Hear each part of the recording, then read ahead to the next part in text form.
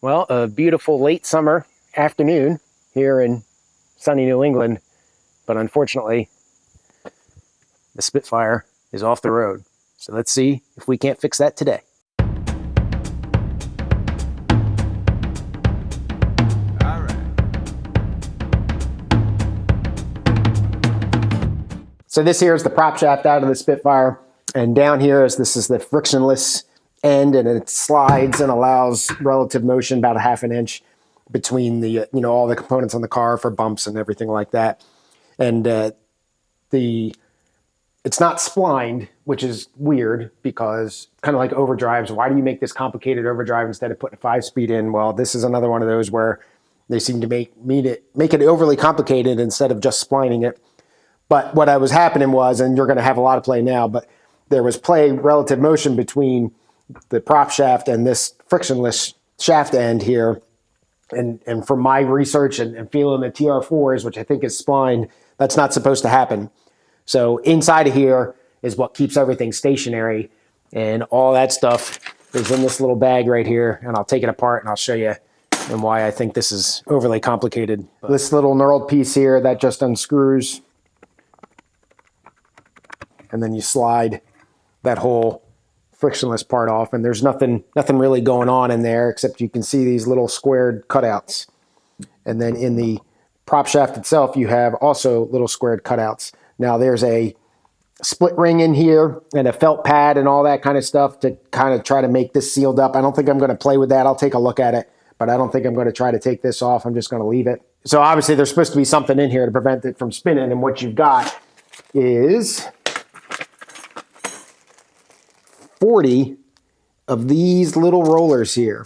So when I took it apart, got under the car and kind of turned it, and I heard a knocking, and that's what kind of started this whole thing. Is as I'm driving down the street, I hear upon rotation a knock consistent with car speed. I wouldn't have expected that knock, but consistent with car speed for a CV joint here, because that normally takes up the slack and then holds it. And I can feel now that this is solid. And I did replace all of these with the Hardy Spicer ones. But when I would turn this, I could feel that relative motion and hear that knock. So I have a feeling that that's what problem was. And like I said, comparing it to the TR4 one, there was no motion there at all. So I took the prop shaft out. Unfortunately, you have to take the interior apart to get to the front at where the transmission hooks up.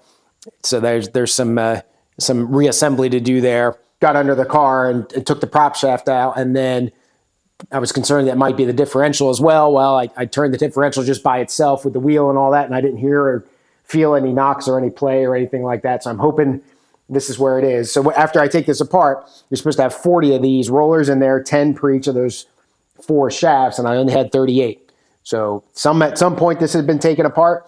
I know I took it apart, but I don't remember missing any or not counting them properly. So, and there's no evidence that they lost it. So I must have either not noticed that I didn't have 40 when I put it back together, or I lost 2 and had no idea, or, who knows? I don't remember when I did this. It's been a while. We're going to go ahead, get this reassembled, get the 40 of them in, get it all greased up. I'll show you how that's not that difficult here. Just kind of some gentle work, or light, some precision work here, and we'll hopefully get this back in the car and we'll be good to go. So enough talking, let's get to some work. All right, so these little rollers here, you can't find them anywhere. They're not available for sale that I could figure. You can get a whole new prop shaft, but it's a couple $100. You obviously, there's nothing wrong with this one as far as I know. But I was able to find a gentleman on my favorite forum. Paul was kind enough to send these along to me, so thank you, Paul. Hopefully this will get me back on the road without a noise. But these are little guys, and there is certain orientation out of the workshop manual. That bottom page we can see right there on how they fit. So I've got this set up essentially just like the picture is, and I'll get a little bit of grease in there to help me get the bearings stuck to that surface. And then go ahead and get these rollers in there.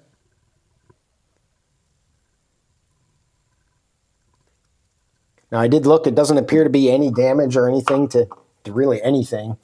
So I'm not so sure that, I don't think anything's broken.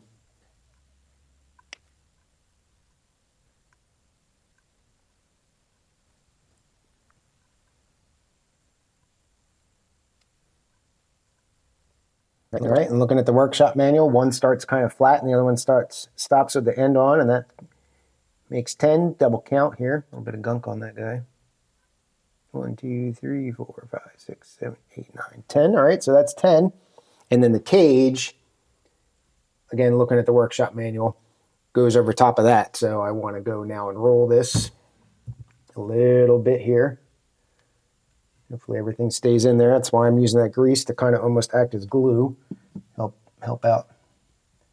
Get the backside here. And when I'm all done, I'm going to grease the heck out of it too. So, all right, so there's that. I'll grease this cage up nice and pop that guy on there.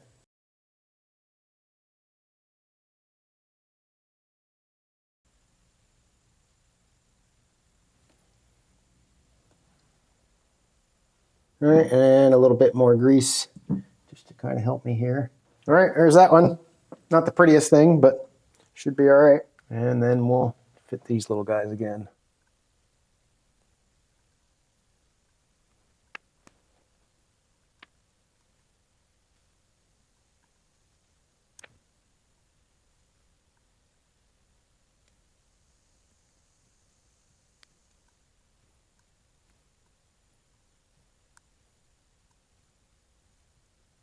So there's that. Grease this guy up.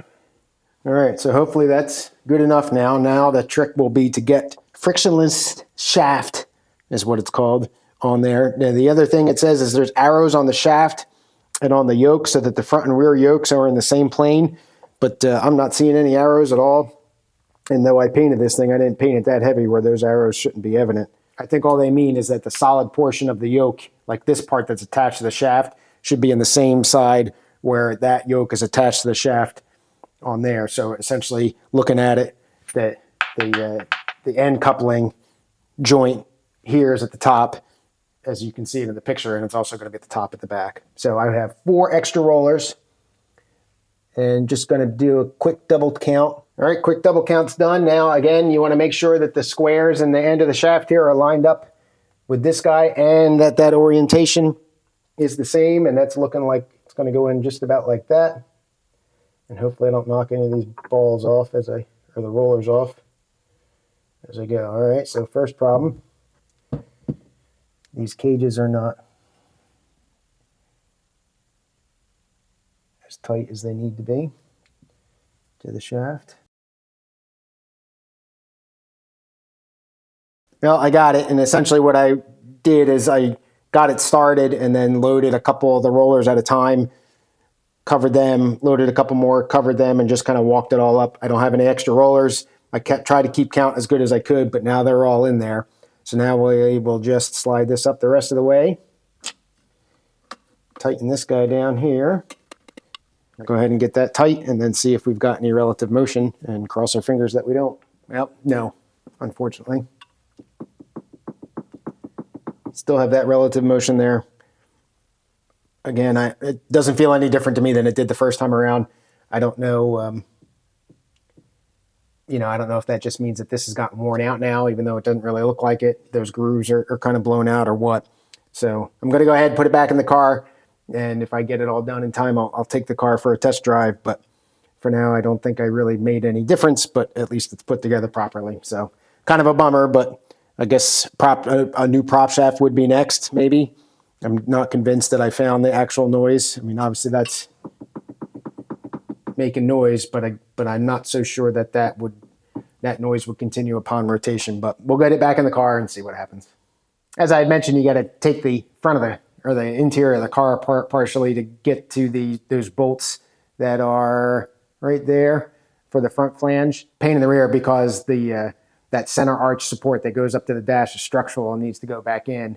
And the whole thing kind of sags a little bit, so it's going to be a lot easier. One of those things that's easy to get out and not so easy to get in. I haven't done it since the car's been put back together, so we'll see. But first, we're going to get the car jacked up, get the prop shaft back in. The exhaust needs to get loosened and kind of dropped, but it doesn't need to get removed. It gives you enough play that when you get under there, you can kind of lean the pipes down a little bit, and that'll give you just enough room. So we'll get under there, get the car jacked up in the air here, get on a creeper, get under there, get the prop shaft situated in place, and then come around to the front here and go ahead and start putting this all back together. All right, underneath the car here, kind of tight quarters, obviously, but they got the prop shaft bolted back up, and I'm not really getting the knock that I had. It's making noise. but not like it was. So we'll see. But that's all bolted in and tight back here. The exhaust is all rehung and all that kind of good stuff. Getting out from under there, all back in on the transmission side. So now we'll hopefully be able to get this back together under here without too much pain and suffering, and be able to go for a quick test drive.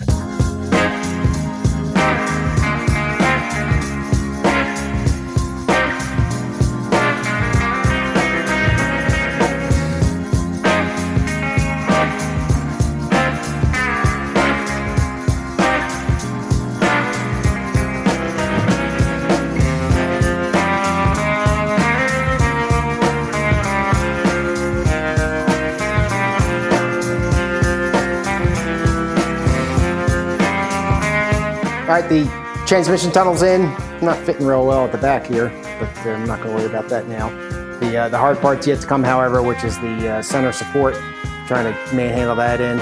If you look, you can see right at that bolt hole over there that's in the center of the screen, all the chip paint and everything that's around that.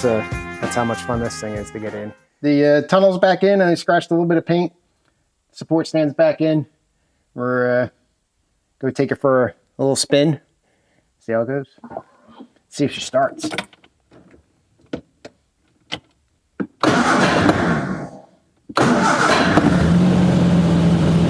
Oh yeah.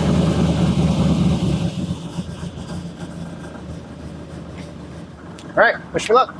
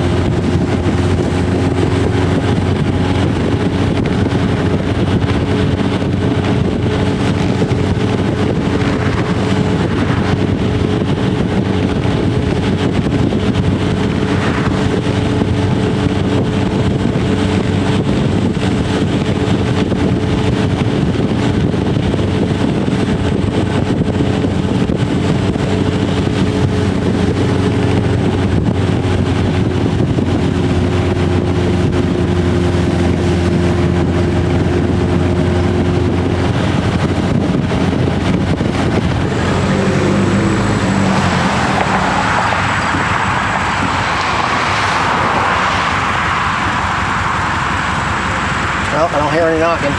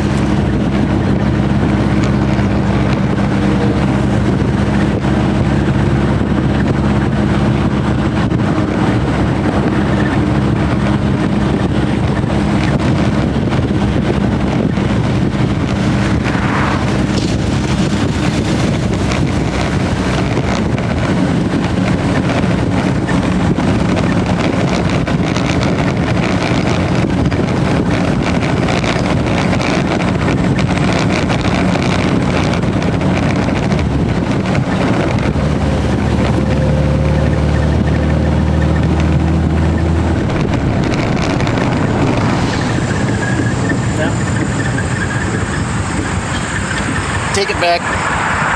We got knocking. Hopefully the driving footage looked okay. The camera mount started to lose its tightness a little bit, so it started to fade around. But about 10 miles or so, I did hear the knocking one time, so I don't think I fixed it. It's better, but I'm not, it's the same exact sound, so I'm going to say that it's not fixed. Don't know what it is. If any of you know that you should have absolutely zero relative motion between that sliding shaft and the rest of the prop shaft, if you let me know, I'd appreciate that. Otherwise, I don't think it's the prop shaft, and really the only other thing would probably be the differential, which is a little bit scary. But I'm going to continue to drive it, I think, until it sounds like maybe something's coming apart, but otherwise, back to the drawing board. So thanks so much for watching. Have a good rest of your day. Cheers.